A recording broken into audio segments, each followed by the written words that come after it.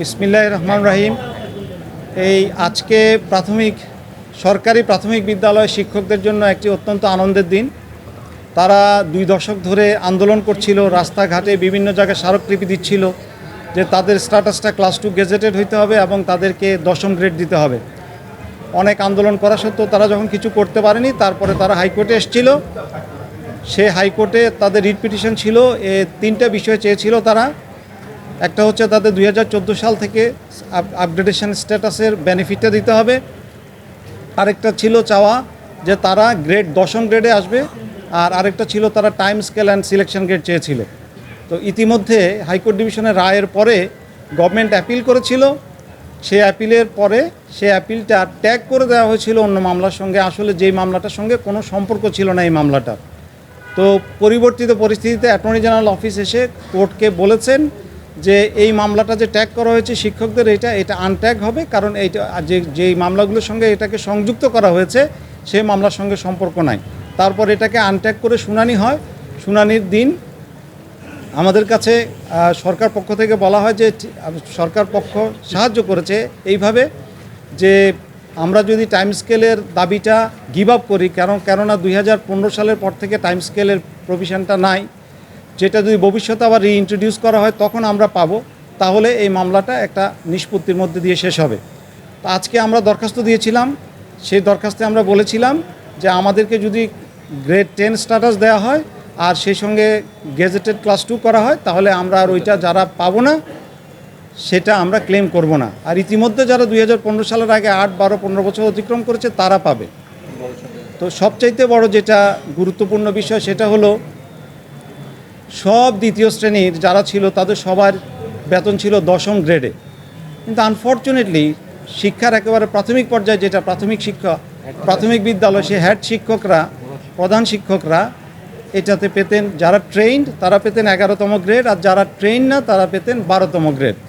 Even এখন BCS থেকে যারা ক্যাডারের জন্য সিলেক্টেড হয়ে পদ স্বল্পতার কারণে না ঢুকে নন ক্যাডারে যাচ্ছে প্রধান শিক্ষক হিসাবে, তারাও 12তম গ্রেডে। এটা একটা সীমাহীন অন্যায় ছিল। এটা আর্টিকেল 29 এবং 31-এর ভায়োলেশন ছিল। তো যাই হোক, দীর্ঘ লড়াইয়ের পরে শিক্ষকরা আজকে তাদের স্বীকৃতিটা পেয়েছে, এটা একটা সম্মানের ব্যাপার। এবং যারা 11তে ছিল তারাও 10 পাবে ট্রেন, যারা ট্রেন না, যারা অদক্ষ তারাও 12 থেকে 10 পাবে। তো এই শিক্ষকরা, আমি শিক্ষকদের কাছে যেহেতু আপনাদের মাধ্যমে সুযোগ পেয়েছি, প্রত্যেকটা মামলার পরে যে কথাটা বলি আজকেও সেই কথাটা বলবো। শিক্ষকদের কাছে অনুরোধ থাকবে, অতীতে ওনারা নির্বাচন কর্মকর্তা হিসেবে দায়িত্ব পালন করেছেন, অনেক জায়গায় ভবিষ্যতেও করবেন। বাংলাদেশে ইনস্টিটিউশন নষ্ট হওয়া অথবা ইলেকশন প্রসেসটা নষ্ট হওয়ার জন্য আজ যেন ওনারা কোনো দিন ভূমিকা রাখবেন না, এটা আমরা প্রত্যাশা করি আইনজীবী হিসাবে। সেকেন্ড হলো আজকের এই মামলাটা ওনারা খুব ভালো করে জানেন যে ওনারা 2 দশক ধরে কত আন্দোলন করেছেন, কিছু করতে পারেন নাই। ওনারা হাইকোর্টে জেতার পরে অ্যাপেলেট ডিভিশনে মামলাটা শুনানি করতে পারেন নাই। 5ই আগস্টের পরে পরিস্থিতি উন্নতি হয় এবং পরিবর্তিত পরিস্থিতিতে আজকে এই মামলাটা শুনানি হয়েছে এবং সরকার came forward to help them.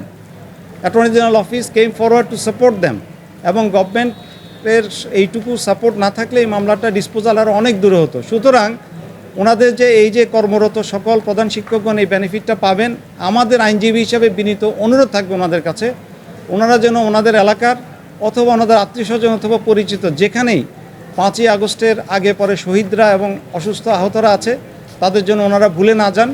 ওনারা যেন ওনাদের সীমিত সম্পদ ও সামর্থ্য থেকে তাদের পরিবারের পাশে দাঁড়ান এবং সাহায্য করেন। আচ্ছা, টোটাল এখন রায় যেটা হয়েছে, প্রথম অংশ হলো যে এই কর্মরত প্রাথমিক সরকারি প্রাথমিক বিদ্যালয় প্রধান শিক্ষকগণ 10ম গ্রেড পাবেন। আচ্ছা, দ্বিতীয় ডাইরেকশন হচ্ছে তারা দ্বিতীয় শ্রেণীতে আপগ্রেডেড গেজেটেড স্ট্যাটাস পাবেন, অর্থাৎ their names will be notified in the gazette. আজকে থেকে এখন যেহেতু টোটাল শিক্ষক প্রাথমিক বিদ্যালয়ের খালি পদ হলো 32,000, যেটা আগের একটা কেসে আপনাদের বলেছি, আর কর্মরত আছে 30,000। আর যেহেতু এই রায়টা হয়েছে এবং আপিল বিভাগের রায় বাধ্যকর, তো আমি মনে করি যে সরকার এই বেনিফিটটা এক্সটেন্ড করবে সবার প্রতি, যারা পিটিশনার হয়েছে তাদেরও এবং যারা পিটিশনার হতে পারেনি for the reasons beyond their control, তারাও এই বেনিফিটটা পাবে, কারণ law declare by the appellate division is binding upon all. এই সিচুয়েশনে আমরা আশা করতে পারি যে যেহেতু আদালতেও সরকার সহায়তার হাত বাড়িয়েছে, সেহেতু কর্মরত 30,000 শিক্ষক, প্রধান শিক্ষক সবাই এই রায় বাস্তবায়নের তারিখ থেকে, অর্থাৎ আমরা যেটা চেয়েছি 2014 সালের 9/3/2014 সাল থেকে চেয়েছি আমরা, সেটার থেকে আশা করি ইনশাল্লাহ তারা এই দুটো বেনিফিট পাবে। আর ওই যে আজকে আমরা দরখাস্ত দিয়েছি, টাইম স্কেল আর সিলেকশন রেটটা যতক্ষণ আবার নতুনভাবে রিইন্ট্রোডিউস না হচ্ছে ততক্ষণ পর্যন্ত আমরা ক্লেম করব না, এটা আমরা অ্যাপিলেট ডিভিশন আন্ডারটেকিং দিয়েছি।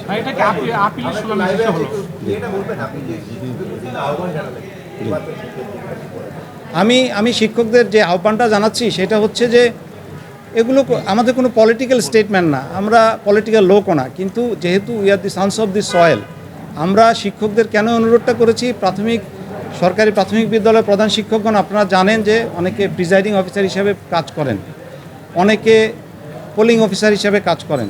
তো এই যে নির্বাচন প্রক্রিয়াটা প্রশ্নবিদ্ধ হওয়ার কারণে আজকে বাংলাদেশে এত রক্ত গেল, এত মানুষ শহীদ হলো, এত লোক আহত হলো, ওনাদের কাছে আমরা এই মানবিক আবেদনটা করলাম যে বাকি জীবন আজকে যে আপনাদের স্ট্যাটাসটা পেলেন, এই মামলাটা যে শুনানি করতে পারলেন, সরকার যে আপনাদের সাহায্য করলো, কোর্ট যে ন্যায় বিচার করলো, এই জন্য আপনাদের একটা দায়বদ্ধতা আছে দেশের প্রতি।